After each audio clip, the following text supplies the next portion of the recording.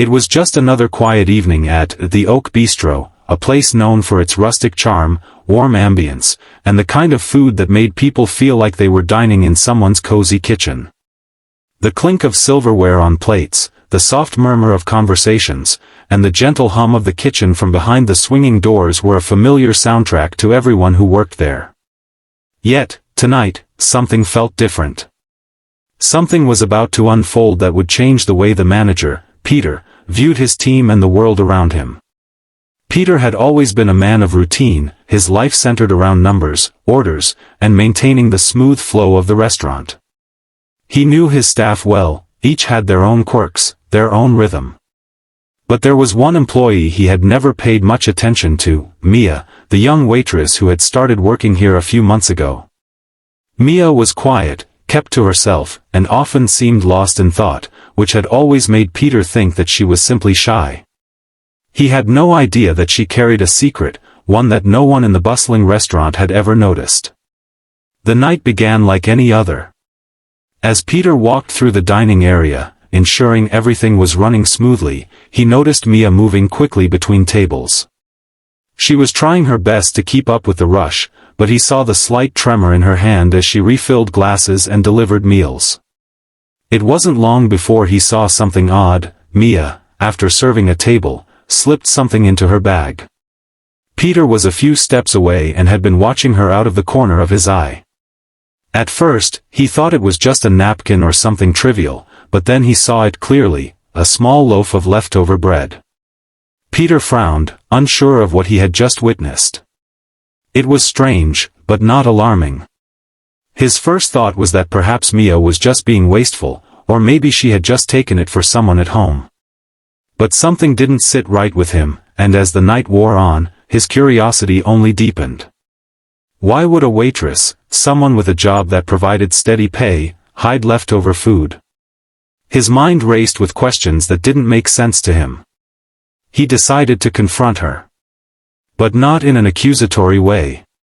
He wanted to understand. Peter wasn't one to judge without context, but this situation seemed so out of place that it needed to be addressed. After the last customer had left and the restaurant was emptying, Peter approached Mia in the back room, where she was wiping down the counters, looking tired. "Mia," he started gently, "can I have a word?" She turned, her expression one of surprise. She was always so composed, but tonight there was a hesitation in her eyes that Peter hadn't seen before. "Of course, Mr. Thompson. What's up? Earlier tonight, I saw you take something from a table. It was leftover bread. You put it in your bag. Can I ask why?" Mia's face immediately flushed, and she dropped her gaze to the floor. Peter could see that she was uncomfortable, but he wanted to assure her that there was no judgment in his voice, only curiosity. I didn't mean to upset anyone," she said quietly, her voice cracking slightly. "I know it sounds strange, but I do it because I don't have enough to eat at home." Peter felt the weight of her words as they settled into the room. His mind instantly shifted from curiosity to concern. "Mia," he said softly, "why didn't you say anything? You've been working here for months. I would have helped if I'd known." Mia took a deep breath, as if gathering courage. "I didn't want anyone to know. I didn't want to be seen as weak or as someone who couldn't manage on their own. I'm trying, Mr. Thompson, I really am. But sometimes, I just can't make ends meet." I was embarrassed to ask for help. Peter felt a pang in his chest. He hadn't realized how much Mia was struggling. He had assumed, like many others, that she had everything under control. But the truth was far from it. Her pride, her need to keep her struggles hidden, had kept her from reaching out, even when she needed it the most. He stood there for a moment, unsure of what to say. He was the manager. It wasn't his job to be her counselor, but at that moment, Peter knew that he couldn't simply walk away. Mia had shown him a vulnerability that most people would have kept hidden, and he felt a deep sense of responsibility to help her in whatever way he could. "Mia," he said, his voice steady but kind, "you don't need to hide this. You're not alone in this. If you ever need food or anything else, you can come to me. We'll find a way to get you the help you need. I'm not going to let you struggle alone." Mia's eyes welled up with tears. She had been holding on to this burden for so long, not knowing where to turn. The weight of her situation had finally been acknowledged, and in that moment, it felt like a heavy cloud had lifted. She nodded, unable to speak, her emotions taking over. Peter continued, "And Mia, if you ever need a shift change or more hours to make ends meet, just let me know. I'm here to support you, not just as your manager but as someone who cares." The words hung in the air, a promise of solidarity, and Mia felt a sense of relief wash over her. It wasn't just about the food, or the hours, it was about knowing that she wasn't invisible. That someone, for the first time, had truly seen her. In the weeks that followed, Peter made sure to check in on Mia regularly. He offered her more shifts, but also encouraged her to take time for herself when she needed it. The other staff members, who had no idea about Mia's struggles, noticed a change in her. She became more confident, more engaged. Her smile returned, and while she was still quiet, there was a new light in her eyes, a light that came from knowing she wasn't alone. Peter had learned something that night, too.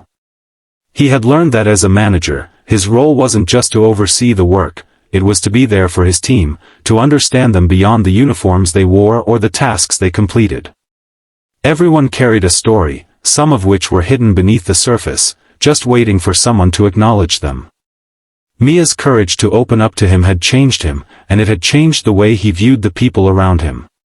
In the world of restaurant service, where the pace was relentless and the focus was always on the next order, it was easy to forget that the people behind the smiles were just as human, just as vulnerable, as anyone else.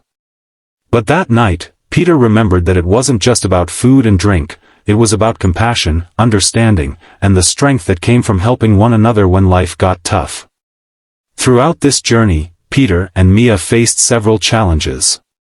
Peter had to confront his own assumptions and learn that people often hide their struggles out of fear of being judged. Mia had to overcome her own pride and fear of appearing weak to open up about her situation. Both had to navigate the complexities of vulnerability, pride, and trust. But through their dialogue, they discovered that real strength lies in seeking help when needed, and offering help without hesitation. The emotional weight of their initial confrontation led to a deeper understanding between them, a bond that transcended the role of manager and employee, and became that of human connection and support. By the end of their journey, Peter had gained a deeper sense of empathy for his staff. Mia had found not only support but also the courage to ask for help when needed. She was no longer alone in her struggle. They both learned that kindness, when given freely, could change lives in ways they never expected. This story is a reminder that sometimes, the smallest acts of kindness can lead to the most profound changes in someone's life. Never underestimate the power of offering a listening ear, a helping hand, or simply acknowledging the struggles of those around you. If you were moved by this story, don't forget to like, share, and comment below. Let me know your thoughts, and don't forget to subscribe to my channel, Whispers of Kindness, for more heartwarming stories that remind us all of the power of kindness. Thank you for watching. Remember, every act of kindness counts, no matter how small.